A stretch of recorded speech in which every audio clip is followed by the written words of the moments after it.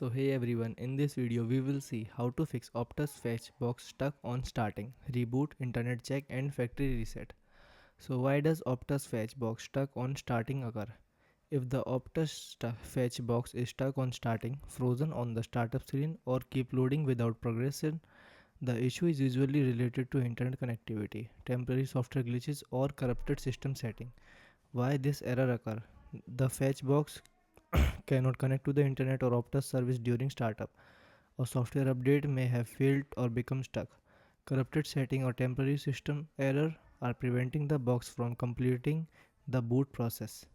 Fix 1 is reboot the fetch box. A reboot clear temporary software glitches and reload the operating system, which often resolves startup issue. Turn off the fetch box, unplug the power cable from the back of the device, wait 30 seconds, plug the power cable back in, turn on the fetch box and wait for it to start.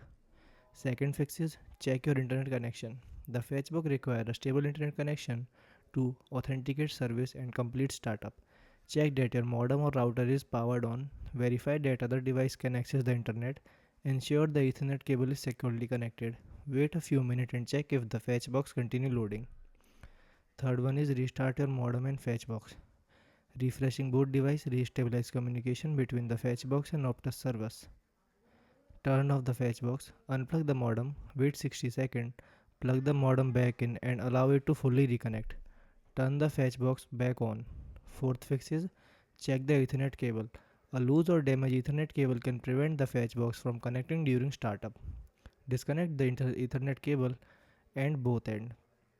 Inspect the cable for damage, reconnect it firmly. If possible, test with a different Ethernet cable. Restart the fetch box.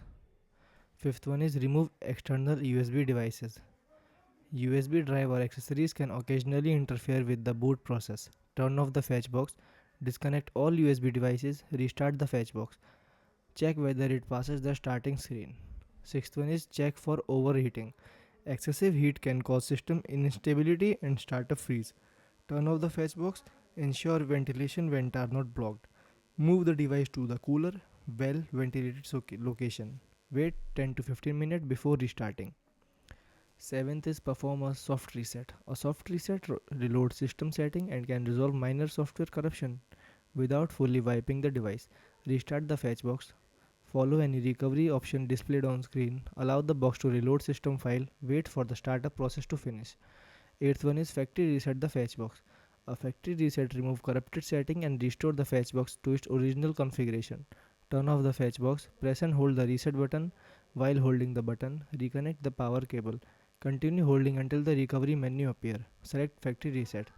Follow the on-screen instruction. Thank you.